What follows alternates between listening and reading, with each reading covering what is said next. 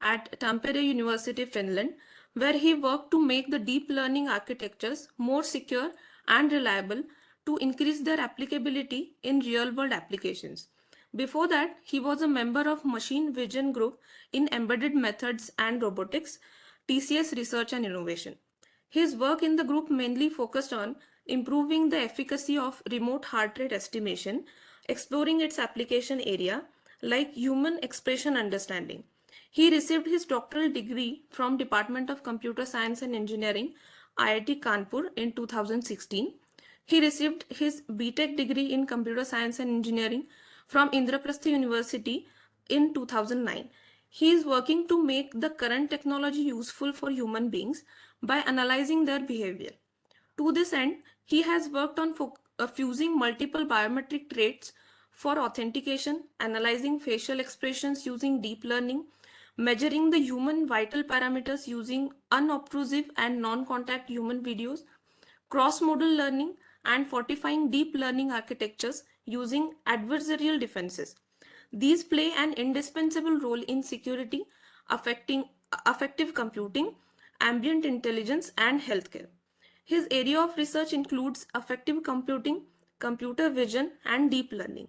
He has published several papers in the reputed international journals, including IEEE Transactions on Affective Computing and international conferences including IEEE International Conference on Computer Vision, IEEE Winter Conference on Applications of Computer Vision, and Annual International Conference of IEEE Engineering in Medicine and Biology Society. Sir, it's our pleasure to have you with us today. I request you to begin with today's talk. Thank you. Yeah, thank you. So let me present my screen. Just one sec. Yeah, first of all, I welcome you all for this talk, heart rate estimation using non-contact face videos. Before starting this presentation, I have a couple of requests from all of you. My first request is that if you face that you are not getting anything or there is any doubt that you want to discuss, please unmute yourself and then ask me. Don't wait till the very end, because if you do that, there will be doubts, and in the end there will be piles of doubts, and the whole purpose of this presentation will be defeated then. So yeah, please do understand that, and yeah, don't think that I mean, my main focus is right now on the slides, so I'm unable to see your faces. So apology for that. So I won't be getting that, yeah, who is telling or are you getting these things or not. So yeah, probably that's the problem with online teaching. But let's try to get as much as possible from this presentation. So yeah, myself, Dr. Puneet Gupta, and I am working as associate professor in Department of Computer Science and Engineering. And with this, now let's start our today's presentation. So here I will mainly be talking about heart rate estimation using non-contact based videos. Well, before going too deep into it, let's first understand what is heart rate. In simple words, we all know what is heart rate. Heart rate usually is number of times a heart beats in 60 seconds. So that's a very important thing, in 60 seconds. That means when I'm saying that my heart rate is 72 BPM, it states that in 60 seconds my heart beats 72 times. So just remember that. And there are various ways by which you can categorize, or there are few terms that you will often encounter in this domain, mainly in this medical domain, and this specifically for this heart rate as well. So one thing is invasive versus non-invasive technique. So as the name indicate, invasive means something is put inside the human body. So invasive technique for HR monitoring, that means that in order to monitor the heart rate, you put something inside the human body. So one such technique is cardiac catheterization, where what doctors do is they put a flexible tube by making a narrow opening in the human skin, and thereby they try to monitor the heart rate, that how your heart is beating. And in contrast, we have non-invasive technique, that means nothing is put inside the human body. There are this categorization as well, which is obtrusive versus unobtrusive ways. So once again, as the name indicate, obtrusive means something is obstructing your way. So if I'm saying that there is this obstruction, so that means you are not able to do that thing continuously. Someone is stopping you. So that's what this obtrusive versus not unobtrusive way means. Unobtrusive means there is no such thing, there is no such obstruction. So you can actually, let's say we are talking about HR monitoring, so we can look for continuous heart rate monitoring. And when I'm talking about obtrusive HR monitoring, that means there is some obstruction. So we will see soon that what are those techniques that we can consider that, yeah, these are obtrusive HR monitoring techniques. But as far as this unobtrusive ways are concerned, what we can do is we can again use some variables or some embedded sensors that are there in the environment for performing the heart rate monitoring. Well, the third categorization is contact versus contactless mechanism. And once again, as the name indicate, we can figure it out. What does it mean? So contact means that there is a direct contact between the body and the sensor. So these contacts are not like invasive contact. The contact I'm talking about is that on the surface of skin, you place, let's say, some variable. So there is a contact between the human skin and the variable that is required. Here your sensor is variable. In contrast, we can also have, yeah. Yeah, ma'am. Any doubt? So in contrast, we can also have this contactless mechanism where we can simply ignore that. Great. So now, once again, heart rate we understand, and these commonly encountered terms we have understand. So now let's look at another thing, which is heart rate estimation devices. Mainly those traditional heart rate devices that we often have seen. So one such device is ECG, electrocardiograph. So in simple words, what it do is, so there is a huge, bulky, expensive machine that is there, and from that machine, several wires were coming out, and on the other end of those wires, we have some electrodes. These electrodes are placed, or you can say, put on the human body, on the human skin by applying some gel and these tapes, and thereafter, what happened is, from voice is not clear. Okay, just give me a sec then. Let me join with these Bluetooth speakers then. By the way, just one. So now, is it fine, or do I need to change these speakers? Can anyone tell me? Is my sound clear now, or do I need to use my other speaker for this purpose, for presentation? Yep. Can anyone tell me? I hope someone. We can hear you clear. Yeah. Okay. Thank you. It's fine, I think. Okay. Okay. I think someone has typed a message that voice is not clear. Okay. Then there might be some issue from their side. Okay. Otherwise, it's clear. Yeah. Thank you. Yeah, so I was talking about heart rate estimation devices, and one such was that we were discussing was ECG, electrocardiograph.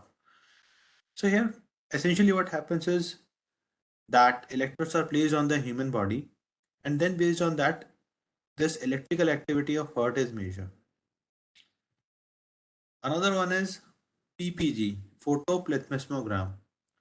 So I hope in this difficult corona time, we have seen something known as pulse oximeter, which is a clipping kind of device. People place it on your earlobes or in the on the fingers. So that also is used for finding out your heart rate. So basically the concept is that on one side we have LEDs, and on other side we have a mechanism, again LEDs only. From one side some red light and IR light is thrown. The finger or earlobe is there in the middle of it, and then the lights will be passed from it. On the other side, we have something to absorb these things. So now the concept is like this, that when blood pumps up, when there is large blood, so these red lights and IR lights are absorbed much. So on the other side, we are going to get small amount of light. But if we have our blood is not that much flowing in the arteries or veins, then in that case, what happens? Our absorption is less and more light will be transmitted from the finger or earlobe, and then on the other side we are going to get large absorption. So based on that, what we can say is that from this PPG technique we can find out the blood volume measurement, and that actually corresponds to our heart rate. And then there is this third technique. Again, this third technique is mainly variable, and it's either using this PPG technique, or the thing that it is using is pressure sensors. So whenever this pumping of blood happens from these arteries, then what happened is some pressure is exerted by them, and that pressure we can measure. Sorry. Yeah. So now I think basic concepts I have told you, these are just the basic concepts. We can go much and much deeper into it, but I think from this talk only these basic is required, that what is ECG, what is PPG, and what is variable. So now there comes this important question. These three things are already existing in the literature. So why we are introducing another technique? Or alternatively, you can also think that, okay, we have ECG, PPG, or variable. So what are the pros and cons of that? Which one will we choose? And whatever we choose, what are the difficulties, what are the disadvantages that we can have with this? So let's answer that. So as far as this ECG, PPG, and variable is concerned, I hope we all are on the same page when I say that all three of them, they require skin contact. ECG, electrodes are placed on the human body. PPG, this pulse oximeter we wear on either on our finger or earlobe. Similarly, we have variables.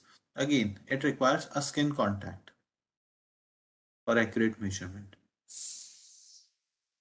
Great then. So even if we talk about ECG, other problem with ECG is that its sensor is quite bulky as well as expensive, right? However, this PPG and variable, their sensors are not that much bulky or expensive.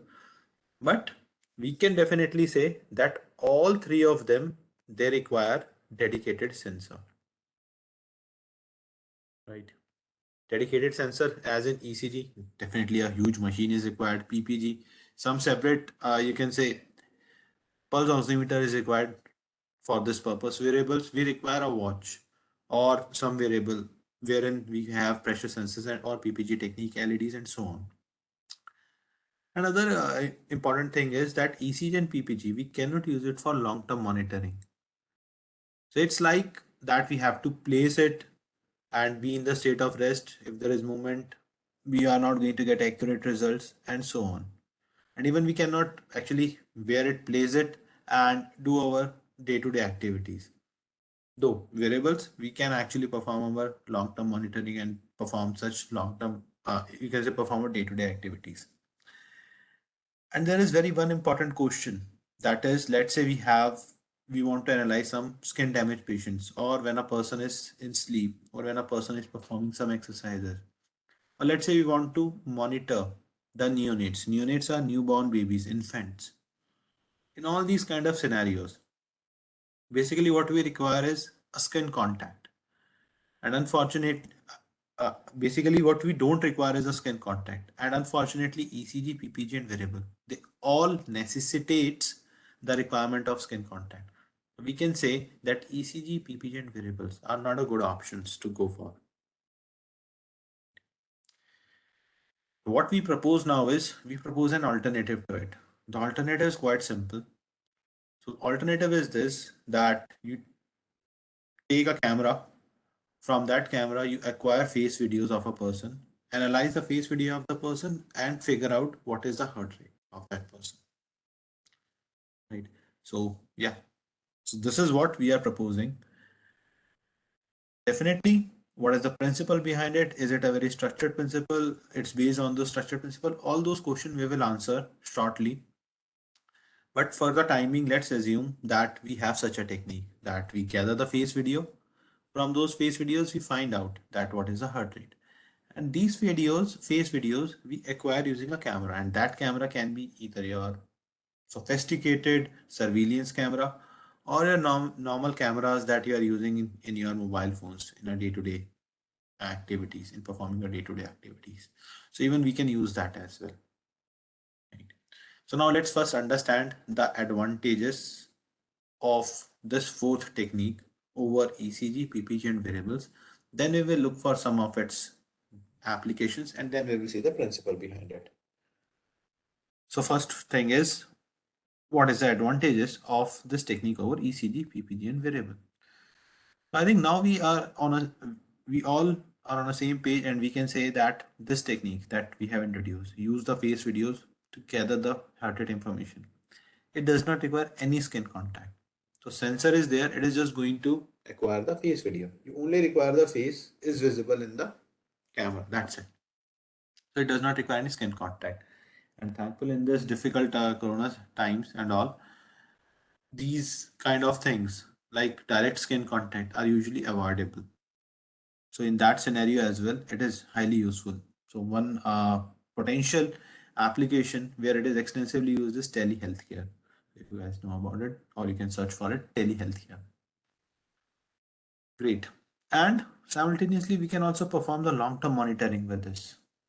So only thing that we require is camera is visible. I mean, our face is visible in the camera. That's it. Other important aspect is it does not require any dedicated sensor. The reason is, you may argue that it does require a camera. Absolutely right.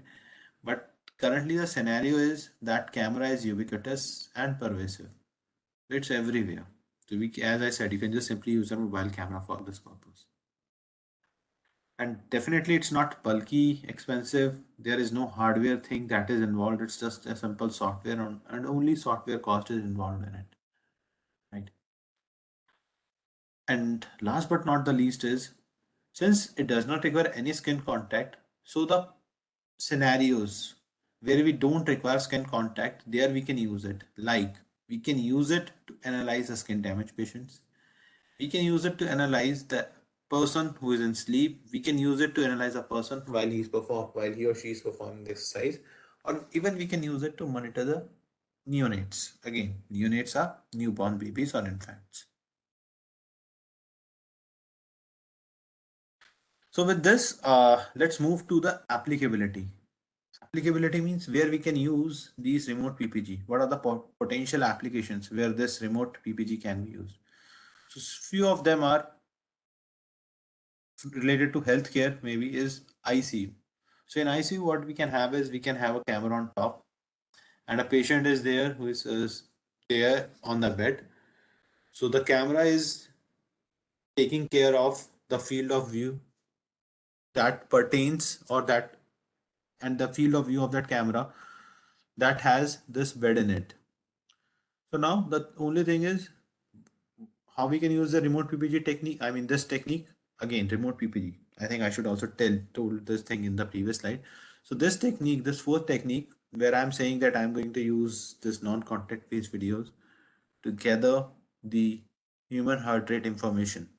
That technique is known as remote PPG. So yeah, so this remote PPG technique we can use in ICU. A camera is placed on top. A patient is there sitting, doing his activities, and the camera is actually getting the video feed wherein face is visible. So then we can find out its heart rate. Same thing is with an ICU. See here, neonates ICU. So a camera is there, and here we have the infant. So now you can also see that, yeah, there is this infant. We cannot place any sensor or something on his or her body. So in those scenarios, this technique plays a very crucial role. Then we can also use it for elderly care, also known as, this area is also known as gerontology. That means pertaining to this elderly health care. And we have also discussed on the previous slide that we can use it to monitor the exercises. So one can use it for fitness cardio as well. There is camera here and a person is doing some exercises. This person is doing some exercises, looking at the face of that person, analyzing it and finding out the heart rate, and the PPG signal is shown here. Great. Other potential application is we can use it to monitor the sleep. But yeah, definitely you can say that even this thing is also there in the wearables. Absolutely right. So we can use wearables here as well. Other important area is polygraphy test, also known as lie detection test. So definitely if time permits, I can tell you that how we can do that. But mainly it is something related to your facial micro expressions. Sorry, also known as cognitive emotions. Other similar healthcare application is stress analysis. Just to look at the video and find out that okay, whether the person is in stress or not. And there are some biometric related applications as well. So one such application is face anti-spoofing. So wherein what happened is a person wears a face mask, mainly 3D face mask or something placed on the top of his face. And then can you figure it out that yes, whether the person has wear a mask or not, that 3D face mask or not. So that's face anti-spoofing. Something similar is deepfake detection. So for that as well, we can use this similar this technique, remote PPG with slight modifications.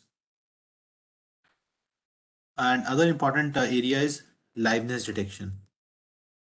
So whether there is a mannequin or a real person in the video feed, can we just tell it? So for that, once again, we can use this remote PPT. Since mannequin, they does not have this heart rate, pulse, and so on. So we can use this characteristics to differentiate between a man and a mannequin or something else, which is not live, which does not contain life. So there are large number of such applications. Only few of them I have told you, and still various other applications are still under exploration for this remote PPG. Even what people are doing is they are actually, I mean, few researchers they have also shown that what you can do is there is a pregnant lady and you can take the photo, this video of his stomach, and then you can find out the heart rate of the fetus. So that also is possible. So you can even do that. You can even explore that as well. Other various applications are video summarization. So video summarization. So let me just give you an example for that as well. So in video summarization, what we want is a simple example can be highlights. So let's say there is a complete match going on, and we want some few shots from that are pretty which may be relevant to the audience. We want to just find out those, combine them, and create the highlights. One possible way is we can analyze the audience and see where they are making mistake, where they are making noise and so on. Probably they are pretty much anxious there and so on.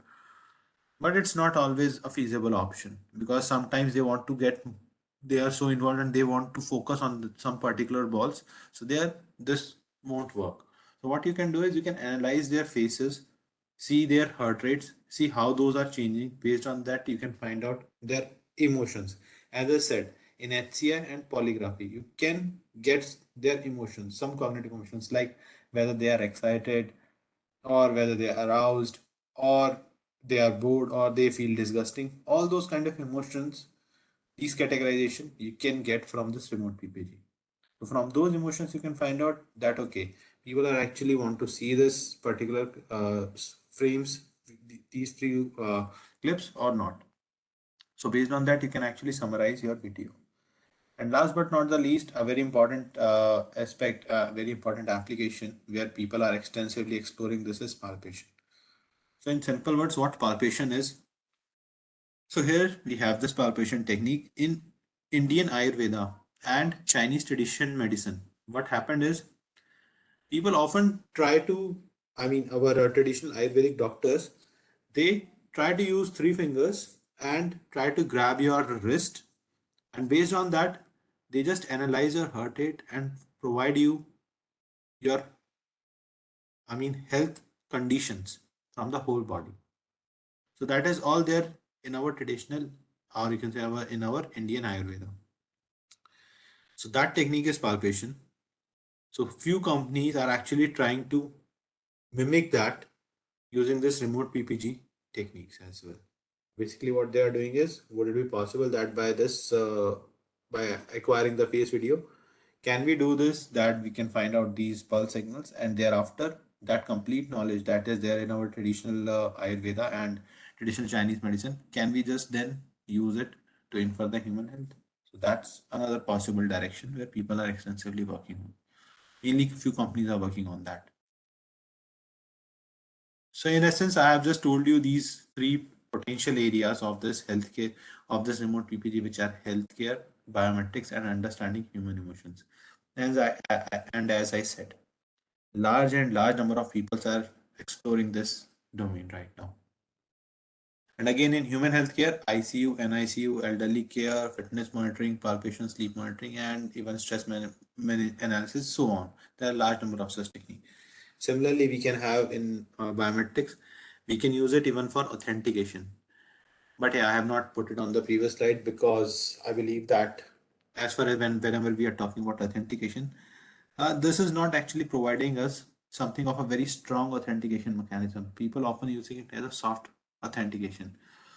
So here, I just want to say that yeah, it's not that much useful as we can have fingerprint or face recognition systems because they are pretty much more authentic and provide us better results.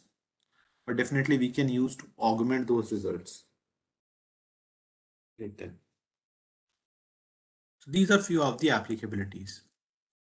So now, as I said, after this, let's understand. I think by now all of us are motivated that why we should look for this particular remote PPG technique, wherein we gather the face video and find out or infer the human heart rate. So now the important question that may come up in your mind is, okay, that's good, but how we can actually achieve that? What is the basic principle behind this? Well, again, the principle is quite simple. So the principle is like this, that whenever a human heart beats, basically what it does is it pumps the blood in arteries, and those arteries are there beneath the skin, and from everywhere it is, from your top to bottom, from your head to your toe, everywhere there is this complete mesh of arteries, and your blood pumps blood into these arteries, from where it flows to your entire body. So now when you do this pumping of blood, when the heart do this pumping of blood, what happens is blood variations are introduced in the arteries, and that flows inside the whole human body. And these blood variations, they introduce some color variations as well as motion variations in the face. So let's understand why color variation. Well, the same principle that I have talked about PPG, that same principle is there as well. So see, why color variation, right? So now what happened is we have a facial skin. Beneath those skins, we have arteries. In that artery, color is actually flowing. Sorry, this blood is actually flowing. Hemoglobin is actually there. So when light falls on our skin, some of the light gets to our arteries. Then these are absorbed and some part is reflected. When we have large blood volume, when we have large hemoglobin, absorption is quite large, reflection is quite small, and vice versa. Vice versa means if our blood volume is smaller, then absorption is smaller while reflection is larger. And we are now analyzing the reflected light. So you can say that the same signature, I mean, this reflected light, when we analyze that, we can find out that how the blood variations are there. Now, other concept is of motion variation. So why and how this motion variation have been introduced? Well, so let's understand that phenomena as well, because in the upcoming slides, I'm going to present you an algorithm using which you can find out your remote PPG for particularly using this motion variation as well. Well, the concept is once again quite simple. So blood flows from your neck to your head. In order to do that, some upward force is exerted so that blood is pumped up in your face area.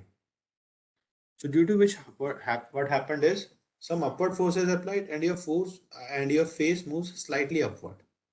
Then by Newton's third law, there is equal and opposite reaction. So to maintain in the state of rest, your face exerts a downward force. So due to this, what happened is there is upward, downward motion. right? Now, one important thing to understand here is this, that these variations that I'm talking about, color variations and motion variations, these are latent to human eye. By simply from our human eye, we cannot observe that. They are so minute. But thankfully, our camera captures these variations and we can use them to get our remote PPG signal or to get our PPG signal. So now, just to motivate you once again that yes, whatever I have said, indeed it happens, let me provide you a demo video.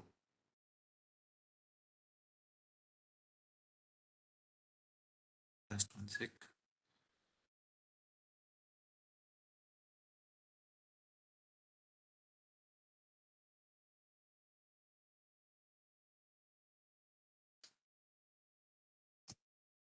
So yeah, that's a demo video. So now what I'm going to show you is this, that on extreme left, we have input video, actual video. Now what I have done is I take up that video and extract out colors from it, mainly due to, and then I magnify those colors, variations, right? And the resultant I'm going to show in the middle video. Other thing is I take up this input or actual video, find out the motion, that how the motion is changing. Then I magnify them, put it into the original video, I mean on this video, and the resultant is going to be there on the rightmost video. So now let's analyze this.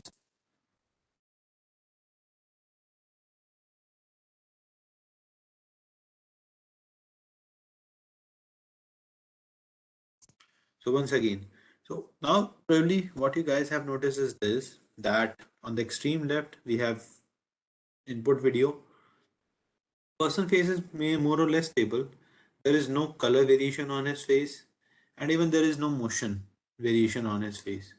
But once I magnify them, I find out those latent, those small variations, and then magnify them. Then we can see that there is color variations in the middle one and motion variations in the rightmost one. So yeah, once again, if you have not noticed that.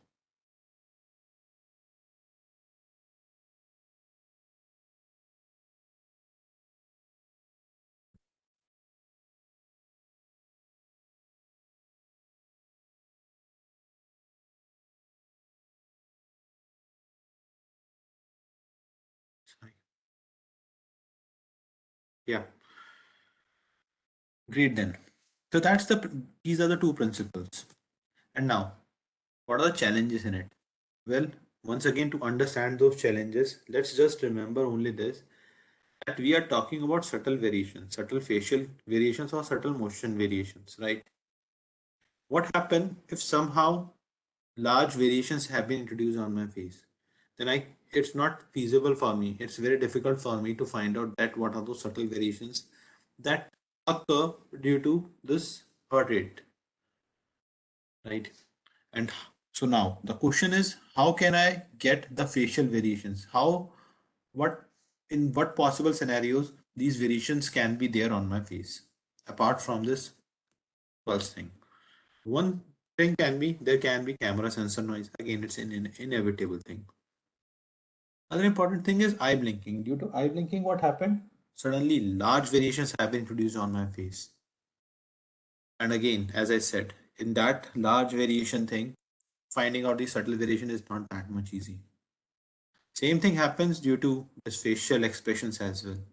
So when let's say we are smiling or doing, we are actually getting surprised due to which our eyebrows gets up and down. So in all those kind of scenarios, large amount of variations have been introduced. And fourth thing can be camera parameters. So due to camera parameters as well, these problems can occur or due to this environmental factors. So once again, let me just give you an example for that for better understanding. So usually what happened is, let's say we want to take up a picture or we want to shoot a video. So initially what happened is we start let's consider the case of simple mobile cameras because we are mainly used to that, and hopefully we have seen that phenomena there. So usually initially what happened is when you start the camera, there is some blurriness there.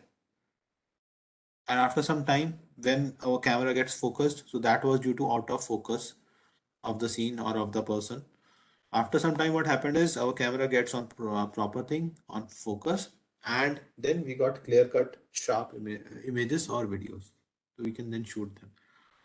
But in that particular, you can say freezing time or in the starting time, we have some blurriness introduced. Similar thing can happen that let's say some variation, some illumination have been changed somehow. So again, there is can be the problem of out of focus. There again, we can have this blurriness. Other thing is, once there is this illumination thing, as I said, that we are going to analyze the reflected light. So there once again, this is going to be a problematic thing because reflection would be lower then, and then huge variations will be introduced. So now these are few challenges that we have to tackle it up in our, if we want to do this uh, estimation. And yeah, before moving forward, let me also tell you, because I may be using these two terms frequently, spatial versus temporal. So now, what is a video? Well, a video is just a sequence of 2D frames, right? So now if you just take up one frame out of it and perform any processing on it or any operation on it, those will be termed as spatial. And then there is other term which is temporal. Temporal just states time related.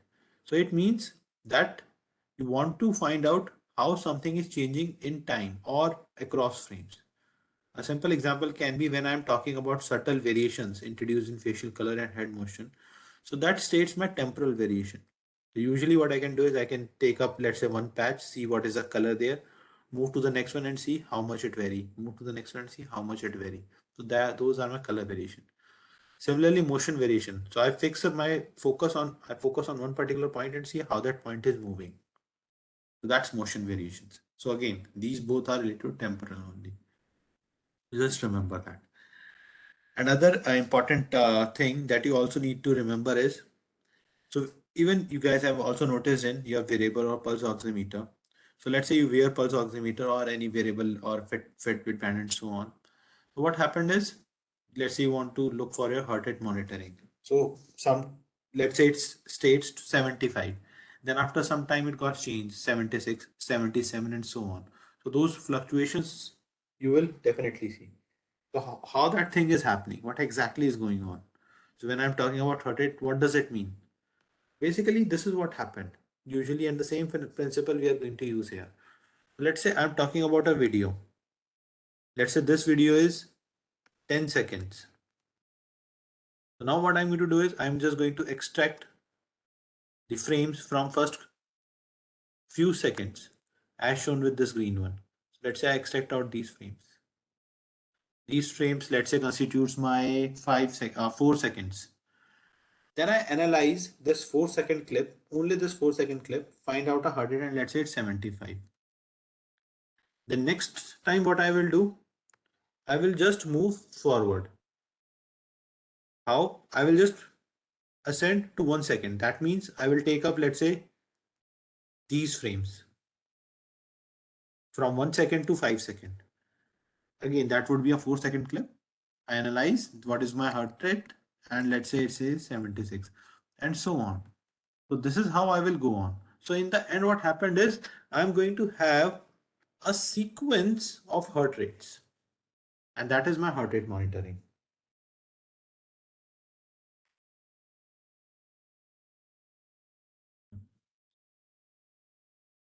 So now we are going to move towards that how we can actually perform these operations and so on. But again, let's state it that usually we are going to have two ways to perform this remote PPG. First one we consider as Lagrangian perspective. In Lagrangian perspective, what we say is that we have discriminating features and we find out those discriminating features and track them over time. So in essence, it's going to be highly time consuming.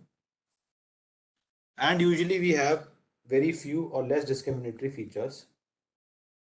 So you may be wondering that why we are talking about face and there are so many features in it. But as I said that there are various problems like eyes, there can be eye blinking, there would be expressions. So usually we try to ignore these eye regions and other regions where such facial expression problems can occur. Usually some uniform area, mainly related to your cheeks or forehead regions. These are the ones that are extensively used for this analysis.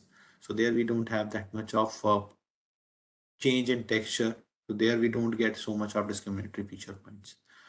And finally, all those problems, facial expression and illumination and so on, all those problems are still existing in the Lagrangian perspective. Then another perspective is alien perspective, where what we do is we fix a particular ROI at some location and analyze the variations in it. Right. The good thing about this is that it avoids time consuming tracking. So now we don't have to look for one pixel and see how it is moving across frames. Another important good thing, another very good thing of alien perspective is that it do works accurately when we have small variations. And this is, thankfully, this is the case that is there with us. But nevertheless, all those problems like related to illumination, camera focus, event vectors, all those still exist in the alien perspective. So now, if you want, so now probably you can easily figure it out that which one belongs to color magnification and which one belong to motion magnification. So Lagrangian, when I'm talking in Lagrangian perspective, as I said, so there we find out what are my discriminatory features, then I track them explicitly over time. So those would be my motion variation. So how a pixel is moving across different frames. So there's we talk about motion. Then when we are talking about alien perspective, as I said that there what we do, we focus on one particular ROI on one particular location, and then we will see how variations are introduced in that. Those variations are mainly related to color. So how color is varying in that particular patch, in particular block. So my alien belongs to color variations. So now we are moving towards a journal system. So first let's understand a journal system that, okay, if face video is given to me, how I can find out this sequence of heart rates. Sequence of heart rates. So first we will see that a very general system, there are going to be various steps involved in it. So what are those steps? So first let's understand it from a very higher level perspective. Then we will unravel the importance of each and every step. So yeah, I think let's take a break of 10 minutes. So it's 7:49. So again, we can gather at 8. It's fine. So Sure, sir. sure, thank you. Let's take a break of 10 minutes. Wait.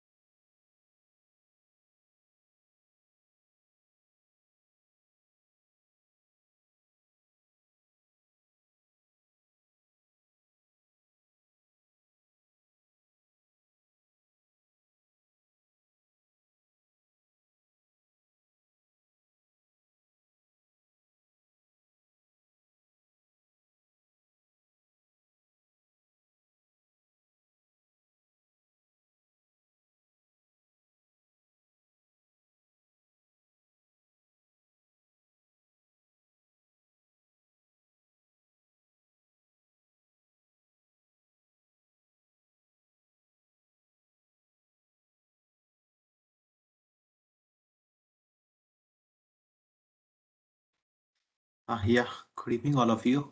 So, if possible, can we start? Yes, sir. Thank you. I am again sharing my screen. Just give me a sec.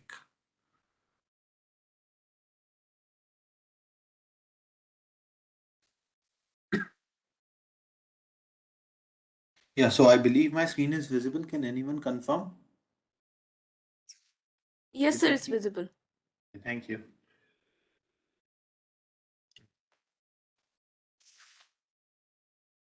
So, yeah, I just told you in the first session that what is remote PPT or how we can, about the fourth technique wherein we will use face videos to gather heart rate information. And there are two ways by which this can be achieved. Those are Lagrangian perspective. You can also say finding out the motion. Another one is Eulerian technique, Eulerian perspective, where we will be using color variations. So now, first of all, I'm majorly talking about Eulerian perspective. Definitely some hint or some uh, papers related to Lagrangian also I will tell you that how those people have done their work. But as a very generic system, if I talk about, so this is how it will look like that I have a face video. From that face video, I want to find out the heart rate. Heart rate means a sequence of heart rates. In essence, I will first extract a window. I will first extract a video clip. Then I will use this video clip, find out the heart rate. Then I move to the next window, find out the heart rate, and so on. So this process will repeat, right? So now, here comes this question. Given a window, given video clip, given some sequence of frames, how I can extract a heart rate. So this is the process that we will first follow. First of all, we will extract a region of interest. Region of interest means, in this case, facial skin regions. And definitely few areas we will avoid, like eye areas, because there can be eye blinking, due to which we can get huge errors, huge problems, noises, and so on. Right. So my first step is going to be ROI detection. How I can do that? No worries, we will soon answer that. But as I said, first of all, I'm just going to look at a very high level picture. So after ROI detection, what I will do is I'm going to extract temporal signals. Temporal signals, once again, as I said, I'm going to use this term temporal, that means time signals. So basically, this is what I will do. So let's say we have this one particular patch, this patch. Let's say we consider this patch. Then we place this patch on the first frame, see the color in it, represent it as scalar, and put it. Then I take this patch, the same patch, put it onto the second frame, find out the colors in it, convert it into a scalar, put it, and so on. So this process I will repeat, right? So that also means that corresponding to each region of interest that I will consider, I'm going to have one temporal signal. So in essence, let's say if I have a face video consisting of 10 seconds, so and the video is captured on 30 fps, so my total number of frames would be 300. From that I extract out a window of, let's say, 5 seconds, so my number of frames is 150. Now from those 150 frames, I take up the first frame, find out the region of interest, and the region of interest that comes up to me is, let's say, 40. So now the total number of temporal signals is going to be 40. How? Why? Because I said corresponding to each ROI, I'm going to have one temporal signal. And what is the dimension of each temporal signal? Well, it's going to be 1 cross 150, the number of frames in my window. So I hope mathematically it makes sense to you that what exactly is going on. So then there comes another step. So it may happen that few of the temporal signals that I have extracted, they may contain noise. So what we will do is we do some adaptive selection. So it just provides that probably few of these temporal signals may contain noise. Then whatever signal that remains, from those signals we consolidate somehow and we extract out the pulse signal from that. How? Definitely, these are various question marks that I am leaving. We will see soon how we can do that. Then we analyze this pulse signal and find out the heart rate. And that's it. So this heart rate we give. Then we consider next window, do the same processing, repeat the step 2, 3, 4, and 5 and get the heart rate. That's how in the end I'm going to have a sequence of heart rates. So now, the question that still remains is how we can solve these question marks. People have proposed different ways, and based on that, they define new algorithms. So now let's analyze few such ways to do that. So first step, let's say I have this video frame, how I can get this image. This image just shows where I have the skin, facial skin region, and in that I also remove the area of this mustaches and simultaneously the area belonging to my eyes and eyebrows. Reason of excluding eyes and eyebrows is there can be inevitable eye blinking. So now, I think more or less we are all right now can say that definitely we require some face localization module here. And what's the best way to do that is deep learning. So deep learning has shown extensive, remarkable performance in this domain. So we can simply use a face detector or face localization module. In my case, I have used something known as OpenFace. So this is freely available. We can get that and we can get not only the localized face, but various other things. That also provides us landmark, which is nothing but the outline of facial subparts. So few such landmarks I have shown here. Then simultaneously on this B image, I apply skin detection and I get these are the skin patches. So few areas belong to mustaches like here. So we can find out those areas and we can remove them. So we can simply just smoothen that up and get those areas. Other important thing that I want from going from here to there is I want to remove this skin regions. Sorry, this eye regions. So to remove that, what I have done is I use these green regions and find out the convex cell. Convex cell is the smallest enclosing polygon. So that region I have excluded from D and get my this region of interest. Now the next step is I place square grids on it, and in that those square grids I have these square tiles. All those tiles which contains all ones, I consider them, while if there is any black pixel, I remove that because this is not what I want. Maybe it may come up because of my eye region and so on. Those can be problematic for me. So I only consider that region. Like this region I consider, but this region I have not considered. Nor I have considered this region, which contains a mix of black and white. Right. So the next thing is, once I get that, I need to extract temporal signals. So how temporal signals can be extracted? Well, let's consider I'm talking about this region of interest. I want temporal signal corresponding to that. So I take this region, put it onto the first frame. Then the strategy that I'm going to tell you, this is what I have used. People have used it differently. First, let me tell you what technique I am frequently using. So now after that, what I will do, I will find out the color in it. Mainly this green, only green color I will find out and take its average and put it for the first frame. Let's say I get G1. Then I move to the next one, next frame. At the same location, I find out the green intensities, take their average and I call it G2 and so on. So that's how I'm going to get one temporal signal from this particular block. So as I said, there are different ways. You can use all three of them to get three temporal signals, or you can convert this to grayscale, use that grayscale and so on. So anything that you can use here for color variation, but mainly I am focusing on green channel because it is shown in the literature that provides the strongest PPG signal. Right. After that, the next thing that comes in our mind is that we have these signals. So from these signals, few of the signals may contain some noise.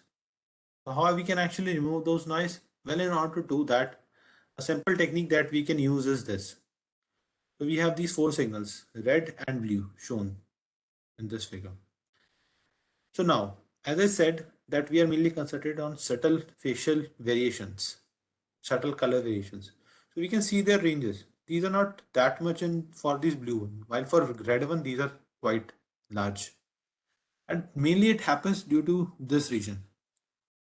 And if you look closely, you can say that, yeah, it's mainly because let's say some people is smiling due to this large color variation have been introduced. So overall, what we can say is this spread is not that much. Based on the spread, we can say that, yeah, probably this temporal signal is affected and this temporal signal is not affected. So usually what we do is, so this is what I have proposed, that we can we can use a standard deviation. For each temporal signal, we call it confidence measure. We find out the standard deviation, and then what we do is top 20% temporal signals we have just discarded because they are the ones that are, we can say that they are the ones that may be highly affected by this expressions. So we just ignore them, and remaining 80% we will use. We have looked for temporal signal again. Note, as I said, there are large number of ways for extracting a temporal signal. Few we will see soon. And after that, we can use adaptive selection to remove some signals which may be affected by noise. And the remaining one, well, the remaining one, we should consolidate somehow to get our pulse in the next step. How we can do that? So now let's answer that as well. So this is what we are going to answer now. So now we have temporal signals, how we can extract pulse signal. Well, what temporal signal is? Well, in essence, temporal signal is nothing but it contains our pulse signal, and along with that, it contains some noise. That noise can be due to your facial structure, user characteristics, environmental settings, or maybe due to some, let's say, facial expression. So due to all those factors, those noise will be introduced. So now what we are going to do is we are going to use something known as BSS, blind source separation. What BSS is, a rough overview I'm going to provide what blind source separation is. But yeah, for all those who knows principal component analysis, independent component analysis, ICA, PCA, all these techniques, they come under this common umbrella known as blind source separation. So just to understand it better, let's move towards audio domain. So this is where this BSS has been introduced first. So let's first understand that. So what that all is and these terms, sources and all, what does it mean? So here is the problem with you. So let's say there is this car who is making noise, there is this TV, a person is singing in it, TV person is singing in it, a person is there who is speaking, someone is playing music, a baby is crying, and so on. Guitarist or pianist is there who is actually again making some audio, making some sound. And you have several receivers. These receivers are placed at different locations. So you have receiver 1, R1, R2, and so on up till Rn. These are your different receivers. So now, one obvious thing is if this receiver is placed in close proximity to this police car, who is making, let's say, some noise, or who is actually playing some music, or who is making some noise. So there it is going to listen large sound pertaining to this police car. Small sounds would be there for this TV, this person, and so on. Right. So overall, this R1 will listen to all these sounds, wherein the major source would be this police car. Similarly, R2, let's say, is placed pretty much close to this baby. This baby. So whatever this baby is playing, saying something, this is pretty much prominent, and all other sounds are also there, but majorly this one is there. Right. So overall, this R1 captures the a mixture of these sources, wherein police car is prominent, the sound is prominent. R2 is also mixing these sounds in different altogether different fashion, wherein this baby sound is the most prominent one. So that's why we call it mixtures. We have sources, these are our sources generating noise, We have mixtures received by these receivers. Now our problem is we only have the access of the receivers, the sound received by these receivers. So we only have that as input. Now we want, can we separate them into individual sources? Like there is police car who is making this noise, and there is this baby who's making this noise. So this is my problem. So that's why we call it separated sources. That's the problem of separated sources. Blind means we really don't know actually that there is this police car, there is this baby. It's up to you. You have to actually somehow separate them up. So that's why it's blind. You don't even know what sources are. So that's this problem, blind source separation. And we can do it using PCA, I mean, using blind source separation techniques like PCA and ICA. So in essence, this is what blind source separation do. And how it is useful in our case? Well, we have pulse signals, we have temporal signals. And what these temporal signals are? Temporal signals, again, are mixture of noises, are mixture of sources. And what those sources are? Pulse signal and several noise sources. So amongst them, one is my pulse signal and all others are my noises. So these will be somehow mixed in some particular fashion and we get temporal signals. Right. So now we want to analyze these temporal signals, separate them into pulse signal and noise. Separate sources, that's what I want. So here we can simply use our this blind source separation for separating, for have which will take up temporal signals and provide us pulse signal and noise signals. So amongst these, one is going to be my pulse signal and other is going to be my noise signal. That I once again have to find out which one it should be and how I can do that. Well, in order to do that, what you can look is you can use something known as periodicity. So what periodicity is? So by now, if I ask you guys that, okay, you have these two signals, which one will you say that, yeah, maybe this is the one that is prominently belonging to my pulse signal, while this is not. I believe most of you will say the top one, which much more looks like a pulse, going up, coming down in a periodic wave fashion, in a continuous manner, following some pattern, right?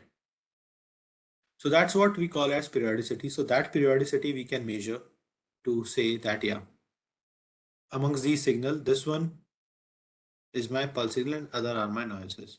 So noise is not that much periodic. So basically what we can use is we can use blind source separation as well as this periodicity to find out our pulse signal.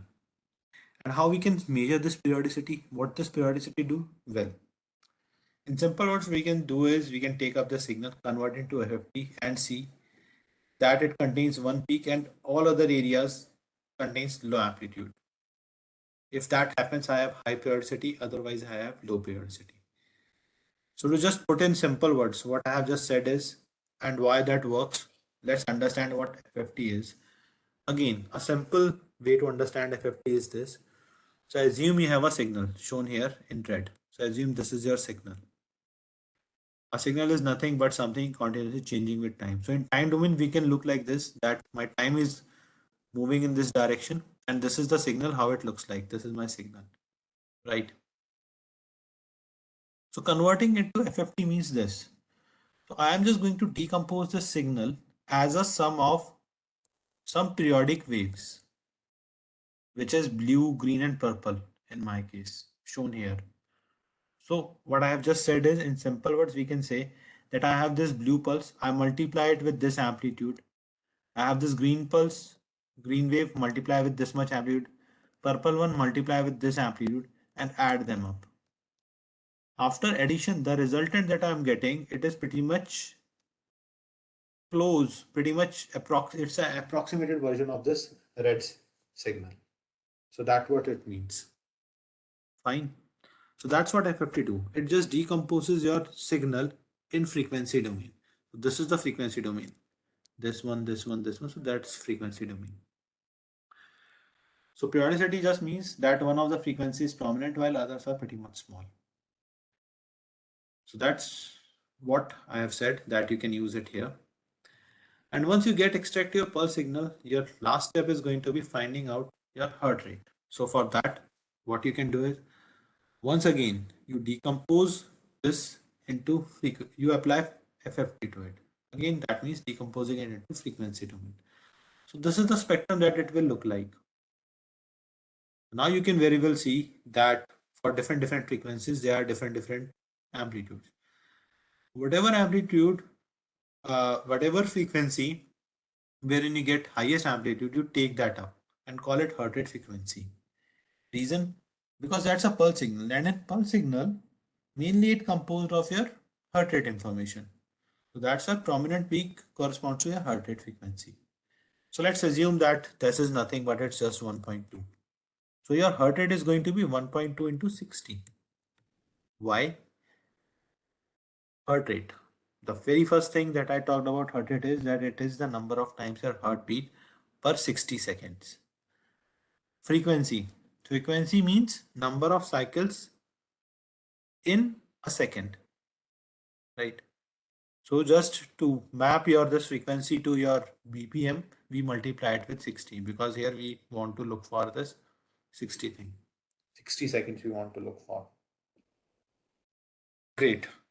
So we, once again, what we do is we find out the spectrum, find out the frequency corresponding to which I get the maximum amplitude. I take up that frequency, call it heart rate frequency, multiply it with 60 and get my heart rate. So there are various other things that we can use here. Like what we can use is something known as band pass filtering as well. So band pass filtering, once again, since we have understood the concept of this frequency domain, so what we can do is also band pass filtering. So usually it has been shown that human heart rate beats in the range of 40 hertz to 240 hertz. So it cannot go beyond 240 and it shouldn't be less than 40 hertz, right?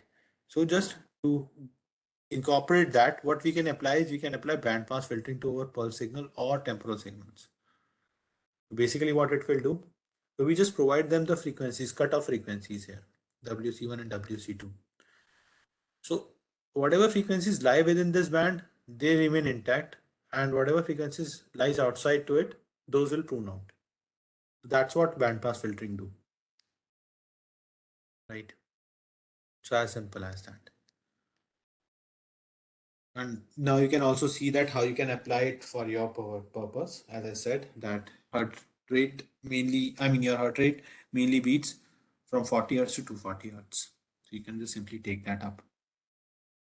So now, this is one work that I have presented. And as I said, in each of these steps, you can make small modifications and create new algorithms. So let's first understand this one simple approach. So this is probably the approach from where everything begins. So again, a very old paper in 2010, but as I said, it's the foundational paper. That's why it's there on the slide. Simple thing that they have done is they have this face video. From that face video, they find out the face. Then they take up these faces divided. So they are n frames. So they take up these n frames. Here they only contains the facial region and the red channel in it. Another one contains the green intensities. Last one contains the blue intensities. Then what they do, let's say they take up this T1 frame for this red channel. Then they take its average, put it here. T2 frame, average, put it here, and so on. So that's how they created the trace. Similarly, they create that green trace. Similarly, they create the blue trace. Then they merge this RGB trace using ICA, which is once again a blind source separation mechanism, and they get this pulse signal. So again, now you can very well imagine that yeah, there are few problems with this, even not few, large number of problems are there, and people actually try to take up all these aspects and try to improve them. So one particular problem that you may see here is that they also consider the eye regions. If somehow they can get better region which are mainly, you can say, least affected by facial expression, then that would be a very good thing here. So this paper has done that. The only thing that this paper has done is that they find out the cheek regions. A very complicated mechanism they have given. I'm not going that much deep into it, but then their novelty is this, that they extracted the cheek regions which are least affected by the facial expressions. And once again, they find out the green, blue, and green trace from that. Using these traces are same that I have talked about in the previous slide. That means they take out for red trace, they find out the green intensities for both these areas and take their average, put it there, and so on. Finally, they just do the linear combination and get the PPT signal. Other important direction from this paper is that they have shown that this process, this thing can be used in fitness video when a person is performing the exercises. There is one more path-breaking paper in this domain. Again, pretty much older one, published in CVPR 2023, but a highly cited one. Up till now, whatever I have discussed is mainly related to Eilerian approach. Now let's look at an approach which is mainly related to your Lagrangian approach. So Lagrangian approach means that you find out discriminatory facial landmark point. You find out some discriminatory points on face, see how they are moving, right? So in this paper, once again, what the authors have done is at that time, Euler Jones was the state of the art at that time. So they apply Euler Jones, find out where the face is, use some heuristics to remove eye regions and even boundaries and so on, and just choose these areas. These are their ROIs, this one and this one. From that ROI, they apply Lucas Kennedy tracker. So what it will do, it will first find out the discriminatory points in these two regions. So those are shown with these dots, white dots.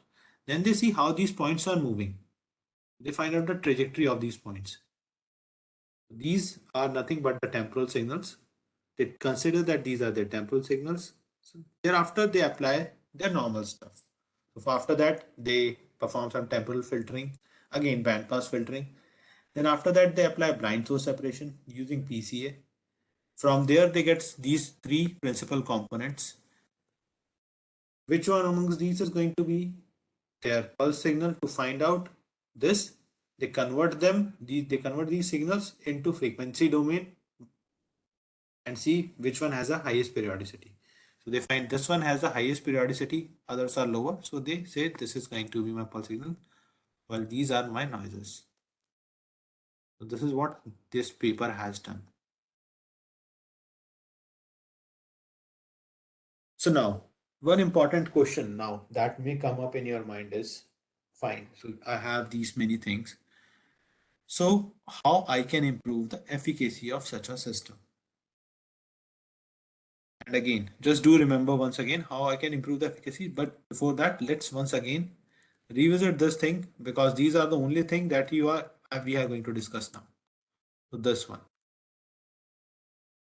So this is the general system. We have a window. We have a face video. Extract out one window from it. From each window, we want to find out the heart rate. Our steps are, first find out the ROI. Then from each ROI, extract out a temporal signal. Then we can perform the adaptive selection, wherein we find out that okay, probably these temporal signals are affected by expressions and these are not. So we find out those. Then we merge only those temporal signals that we believe that these are not the ones that are affected by by expressions. So we consider those signals, merge them again using blind source separation and periodicity measure. Merge them, extract out our pulse. Then we analyze that pulse to get our heart rate.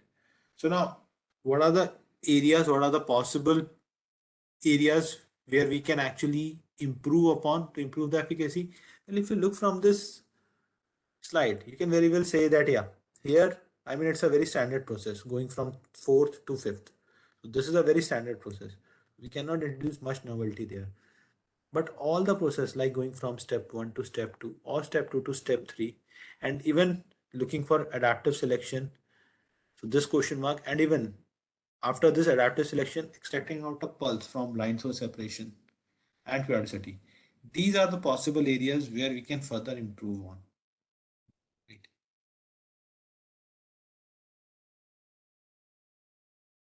This is what we are going to now see.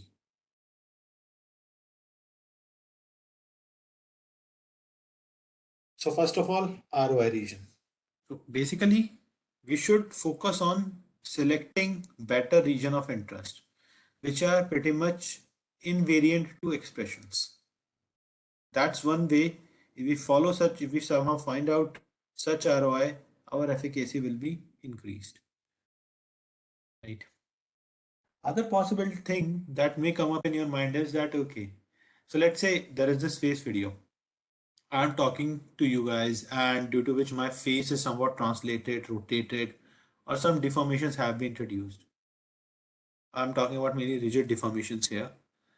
Some rotation has happened. So that would also be problematic for me because now I'm looking at a patch, but that patch seriously has been moved somewhere, but still I'm not changing the location. Right. So would it be possible that I can actually mitigate this problem? Well, in order to do that, what you can do is you can look for your face registration. Somehow register your face and try to get rid of this problem. But yeah, that can also bring some problem because face registration is not that much of a easy thing that you can do. So just be cautious. So whatever face registration you are looking at doing, it is providing you proper results. So that you have to ensure first. Great. So this is mainly related to region of interest that we can look up on this aspect of region of interest and improve upon. Other thing can be better color mixing. So as I said that mainly in my work, I'm using green channel because I find that yeah, it provides strongest PPG signal. Just give me a sec.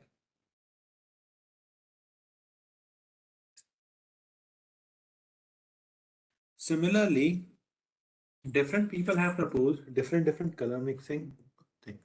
Like one searches, one can even use R, G, and B, all the three channels. That means take up a ROI from all those from one particular eye, extract three temporal signals, and somehow merge them using blind through separation. That's another possibility.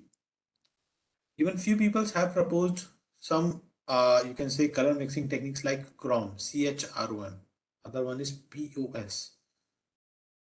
Wherein what these people have done is they find out a color space and see that how they should be combined so that even some some motion problem can be compensated. This is one direction where people are working on. Other thing can be people have even shown that even you can use YCBCR and they have said that yeah, you get better results on these data sets. Even some people have tried grayscale images and show that yeah, even that works in some cases. So all these things are there. So now a question may come up in your mind is that okay, let's say I want to use this technique so that it is going to work on let's say my mobile phone and something. So which color mixing technique I should use? Well, the answer to this is you have to try it out. There are large number of these things. Whichever works best for you, you can take that up. Even people are now looking at that would it be possible to use deep learning in that? That means selecting the color mixing automatically based on your data. Can that happen? So even people are exploring that as well, right? After color mixing, other thing would be adaptive temporal selection. So I have provided you a adaptive temporal selection mechanism, wherein I said that okay, we can use variance and area and the temporal signals, which are least affected by facial expression. They are going to have small variance. But if there is temporal signal who is that is affected by these expressions, so their variance is going to be large. I have used that. People have even used different mechanism for that. While few people have said that okay, let's do what we can say is we have face, we have background as well. So would it be possible that we use this background, find out the changes in it? So those that will provide our illumination problems or focus problems. So we can use that background. And then we try to mitigate those issues in our temporal signal, facial temporal signal. So that also people have shown. Sometimes it works, sometimes it won't. So again, it's another very good direction people are working on. Better blind source separation, again, a very prominent direction to go ahead. And another one can be post processing. What post processing is, so let me just provide you a very extensively highly utilized post processing technique which people are using, you can say, kindly in this domain. So it's a very, you can say, de facto standard in this domain. So it's a detrending filtering technique. So first one is, so here it is. The problem is we have initial pulse like this and the spectrum. This is the pulse and spectrum is shown below. So this is what we have. So first of all, few of you may have the question in mind, is such a pulse, is it possible that such pulse exists? Well, the answer is yes. The problem lies here, right? So this problem can happen due to illumination. So as I said at the start, we have some focus problem. So there can be some blurring. So there we can have such problem. And here as well, we can have some illumination problem. Overall, such pulse we can get. And this is the frequency spectrum. Again, a very not so much good looking pulse is this. So can we do some post processing on this and get our some decent looking pulse that can provide us valuable heart rate information?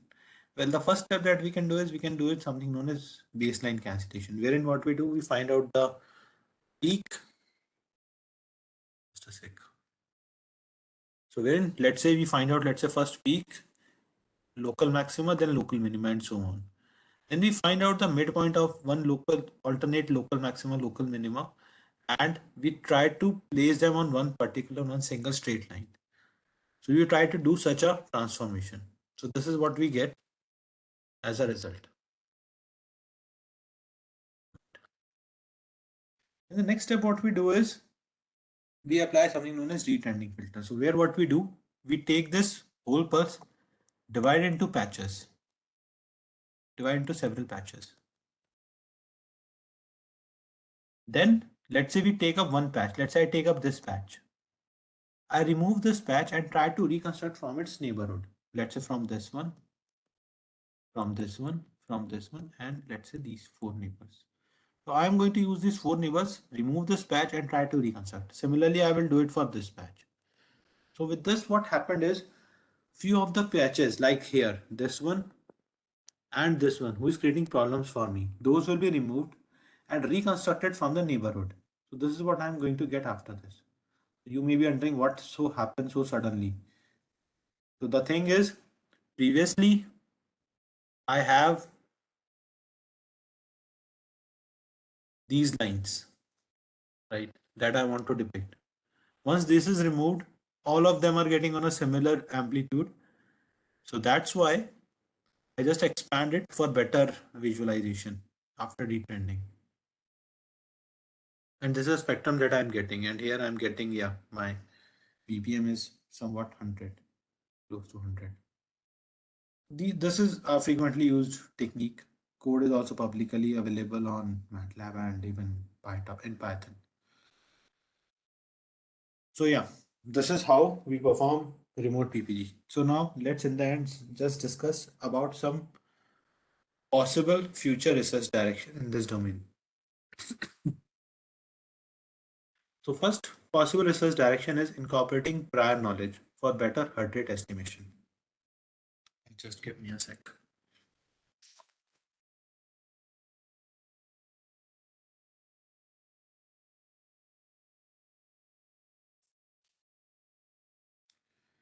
So yeah, that's one possible future research direction to understand it better. Let's once first again revisit that concept. So we have a complete phase video. First of all, we gather one window, we extract one window from it, find out the heart rate. Then we slide this window, go to our next window, next video clip, analyze this, find out our next heart rate, and so on. So this process is repeated. right? So now assume this is my sequence that I am getting 72, 72, 73, 75, and 95, 73, 74. Anything suspicious? So you will say that there may be something happens here. Probably this is wrong for me. And if now I ask you, can you actually provide me some measure, some mechanism to actually improve this? We can definitely say probably what we can do is we can use its neighborhoods like here, here, here. And based on that, we can remove this, and using this, we can provide some approximate value here. So the same thing we can do. So there are different techniques that is actually, you can say, leveraging this observation. Right?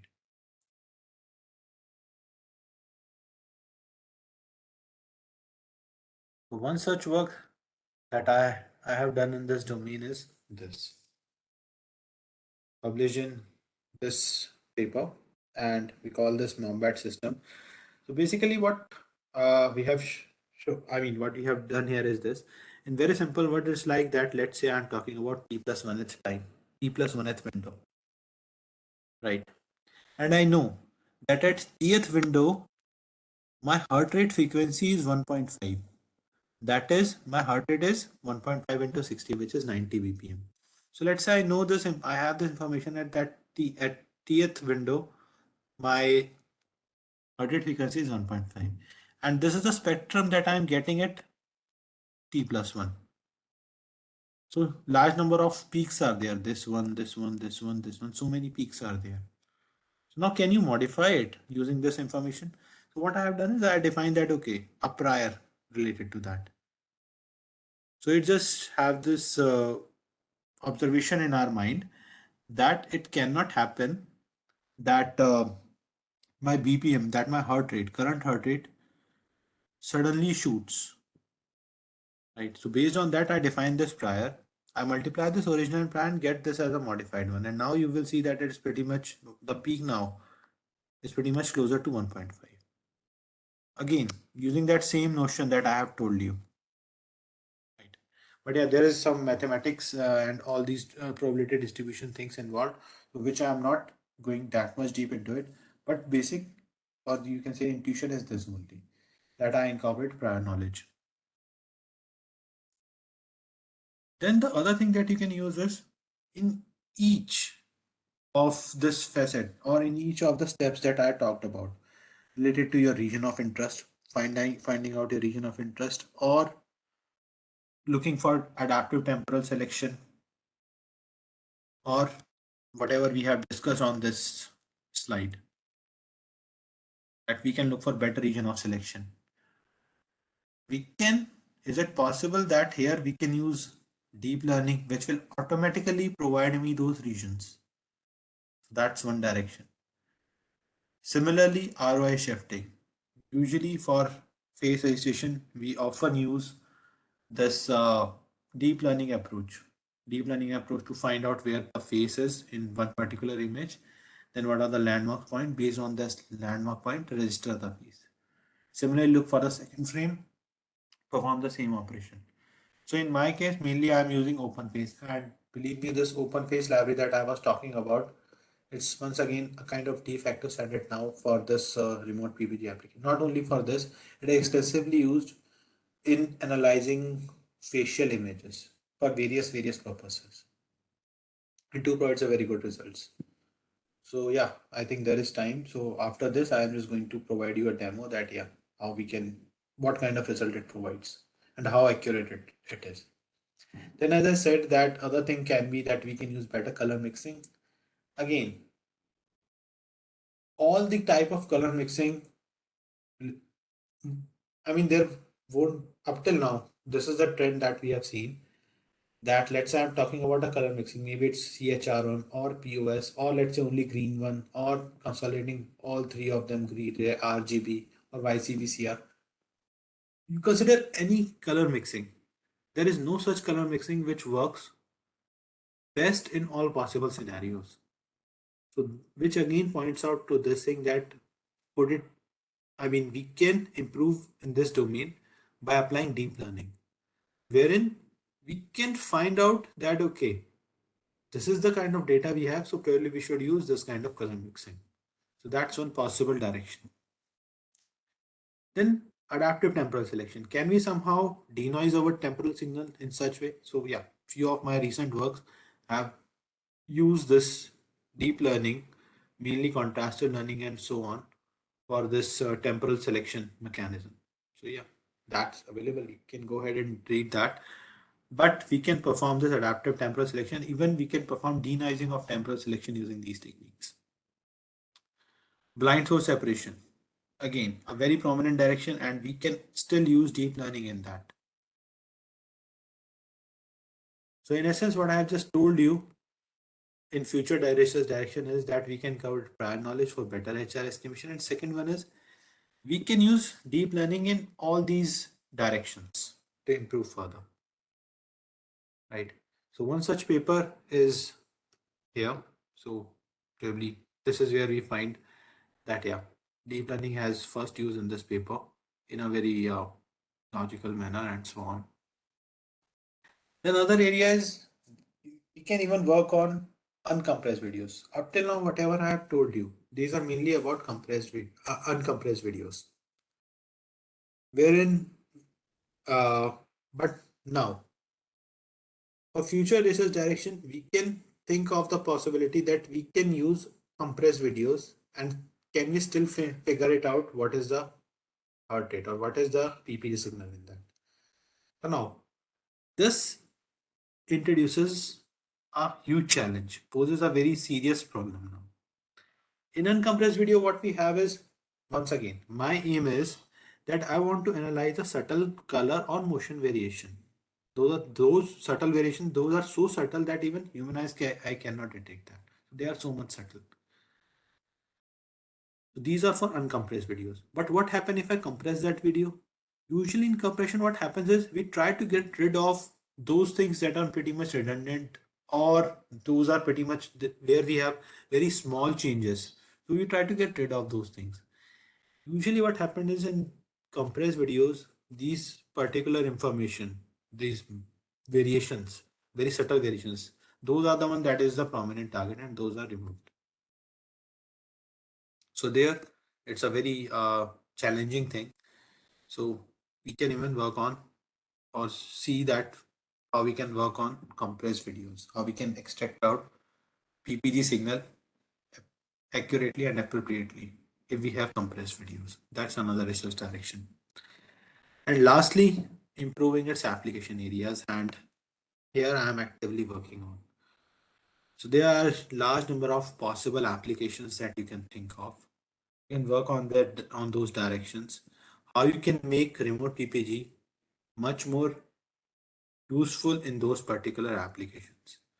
I'm mainly working on this face anti-spoofing, deepfake detection, micro expressions, finding out micro expressions, and again, micro expressions are used for lie detection. These are few possible areas that I am working on, and yeah, probably few of you may be working on other healthcare or medical applications. So you can even take this technique and see that whether it fits in your domain, and you may provide some various useful direction.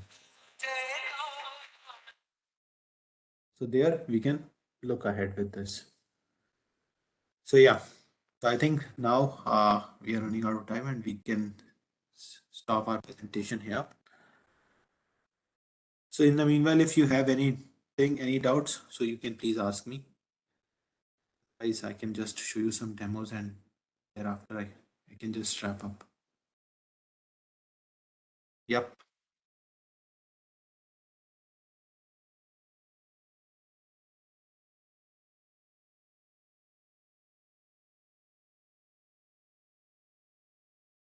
Yep. Anyone has any doubt? Participants, whoever has doubts, you can ask in the chat box, or you can raise your hand so that we can unmute you.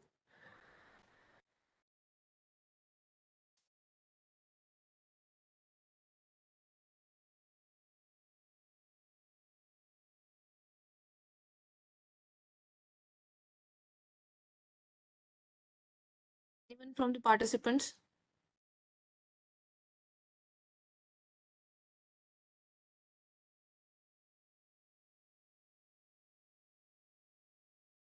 So I think one hand is there, Vibha, whose hand is still raised. So I think she has a doubt.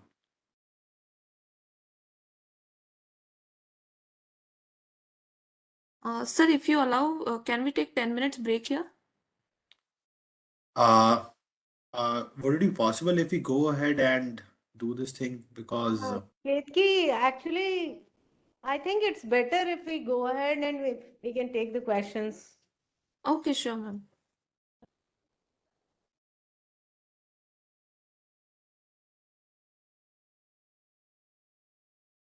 Any questions you can type in the chat box also, as well as if you want, we'll allow you to unmute yourself and you can ask.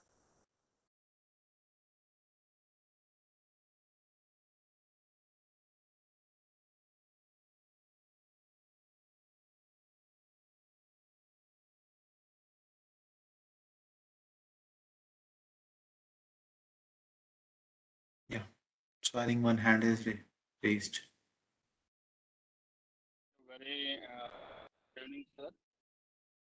Yeah, good evening, Pranav. Yeah, actually, I am very much, totally new to this field, but I'm very much interested and excited to know about artificial intelligence. I have never gone it. Mhm. So for me, I just want to know that how uh, do I take steps into this field, because I just want to know. I mean, what kind of the methodology or the tricks or the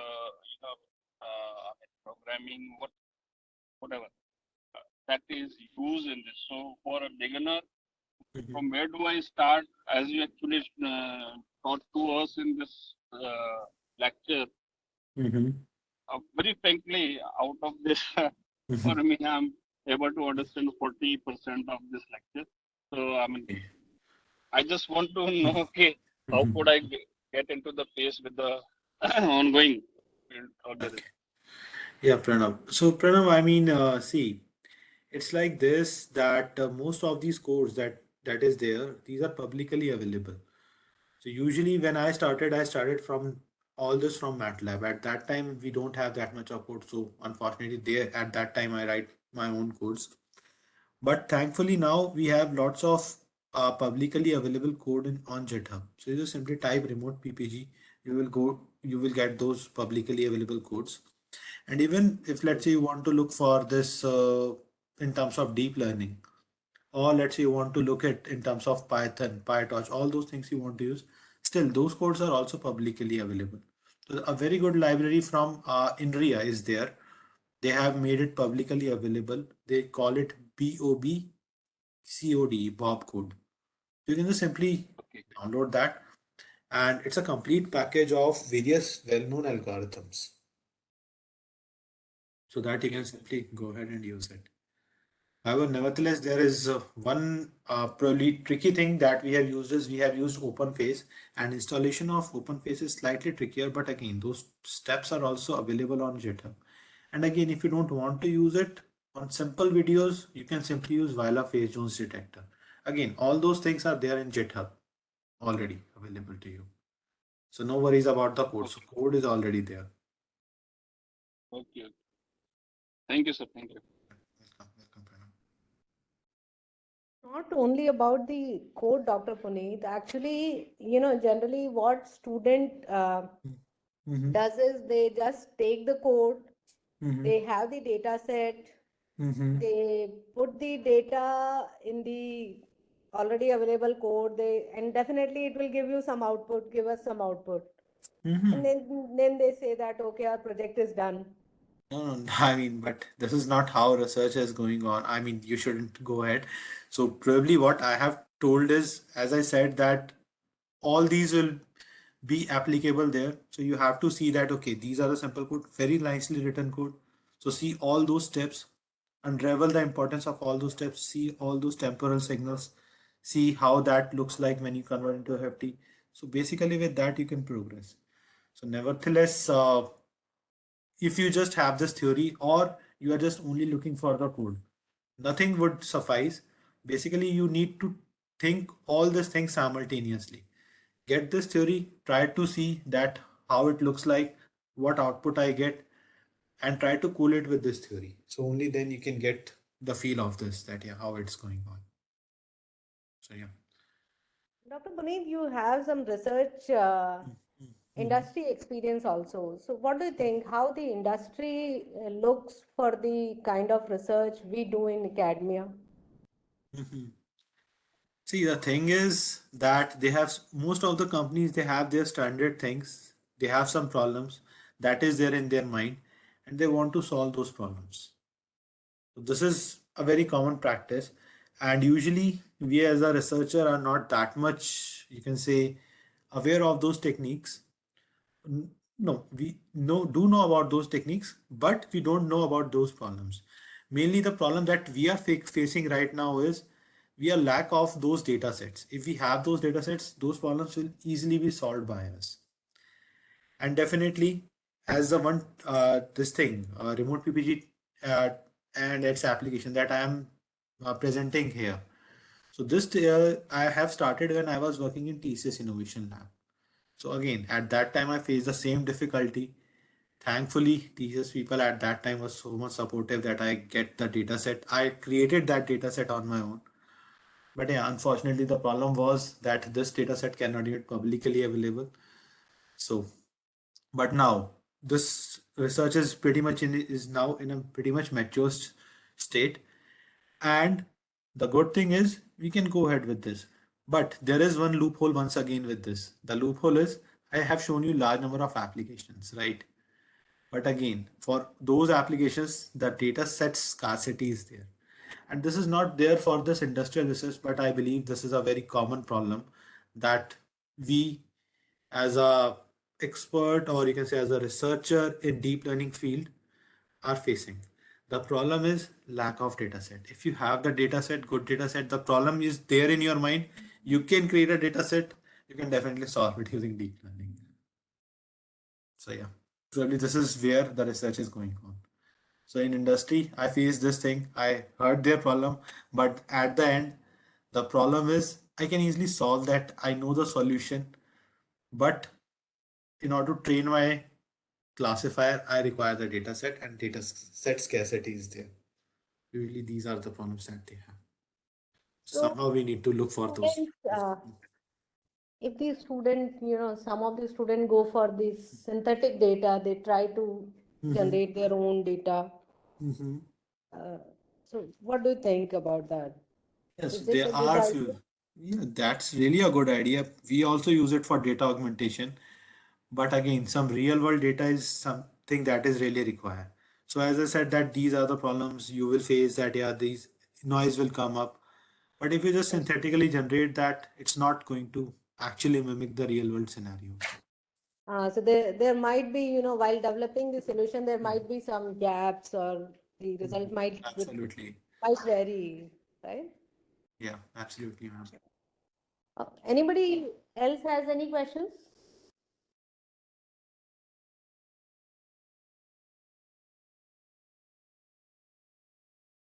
I think Panand raised.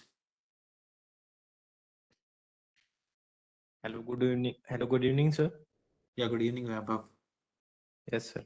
Sir, I have one question that I heard from books that our Sanskrit language, which is the culture of Indian language and oldest language of India, Mhm. is now been accepted by the NASA scientist so that he will be research more on artificial intelligence. Means I means to say that machine learning and the deep learning has a more capable of affecting in Sanskrit language also. So I want to ask that is you also will do research in Sanskrit language also? Means in India also research will be done in multiple languages? Sorry, I'm not actively working on language and language translations thing. I don't have that much of knowledge about this domain of knowledge, and I mean this language and language translations. I'm not that much versed with these things. I apologize for this. Okay, sir. Thank you, sir. Thank you, Emma.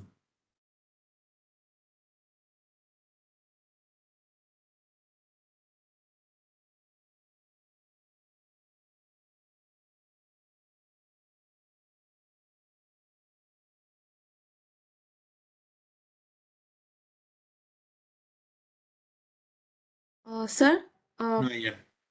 I have a very general question. I am from chemical engineering background, and currently I'm also working in control and using ANN in this field.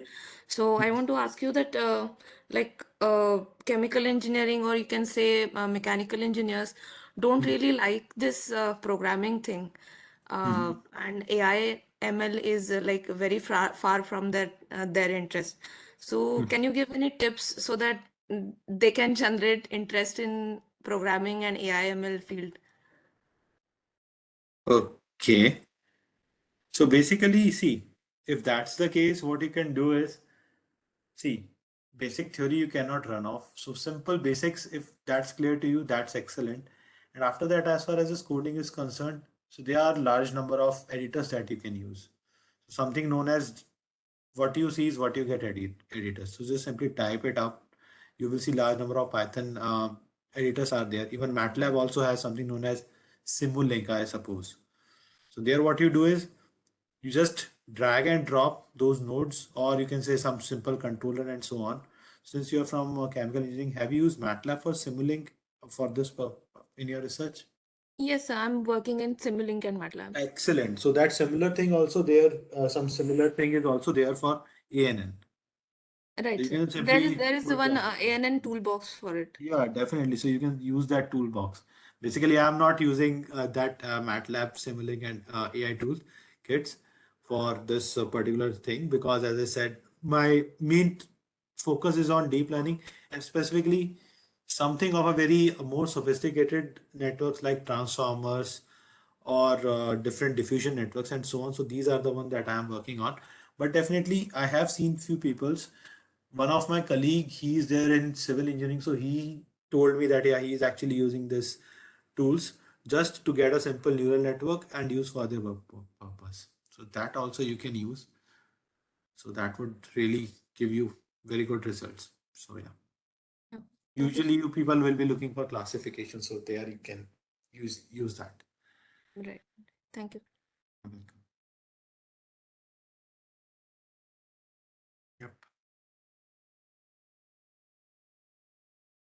Yeah, I think Pankaj has type any example related to distillation column.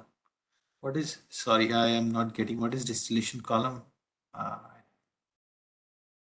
can you unmute Pankaj Pandey? So could it possible?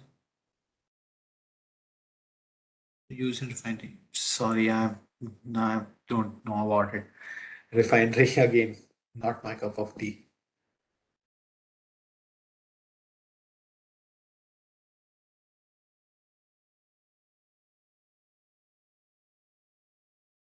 Great.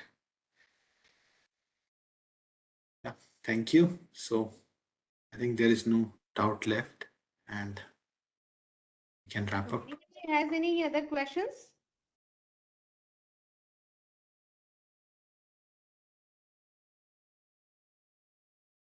We'll just wait for 1 minute, Dr. Puneet, right? Yeah, sure, ma'am. Has any question?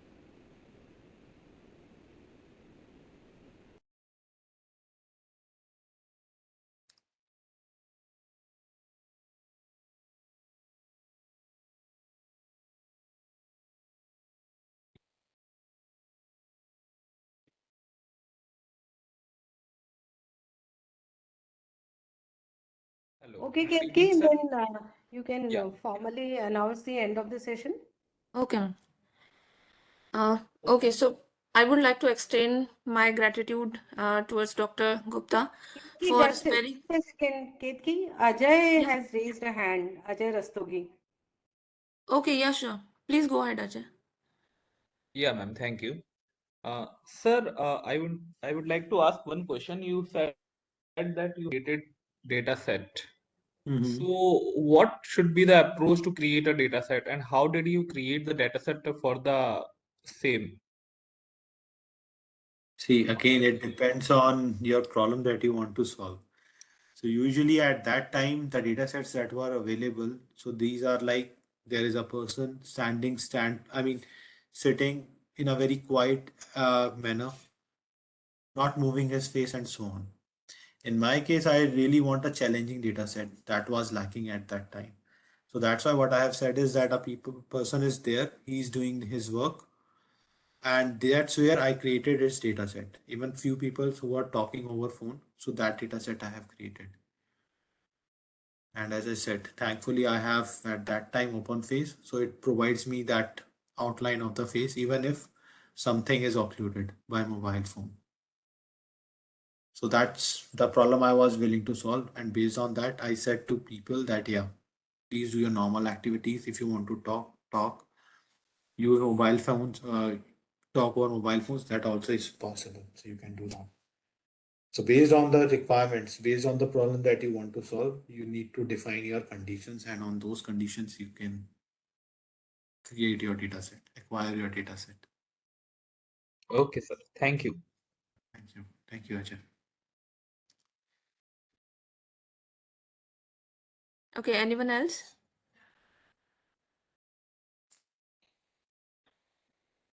Check the chat box, Ketki. Yes, ma'am. Yeah, so Check yeah, the there chat is. box. Somebody has Yes. written something. Yeah, No, so no. that was answered. Okay. Okay, Ketki, then you can go ahead. Yeah, sure. So this brings us to the end of today's session. I would like to extend my gratitude to Dr. Gupta for sparing his valuable time today. We feel fortunate to receive such an educative and informative lecture from a knowledgeable teacher and researcher like you, sir. I truly feel that this knowledge will be a great addition to our respective fields. And I thank all of the participants for joining this session today.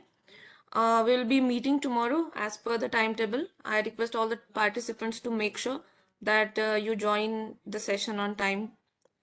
So thank you so much. That's all for today. Yeah. Thank you. Thank you, all of you. Thanks for the Thanks, invitation. Thank Dr. you. Puneet. It was really, I feel, an informative talk, Thank you, ma'am. and I hope we'll be in touch in future Sure, ma'am. also. Definitely, ma'am. Okay. Okay. Thank you. See you. Bye. See you. Bye. Good.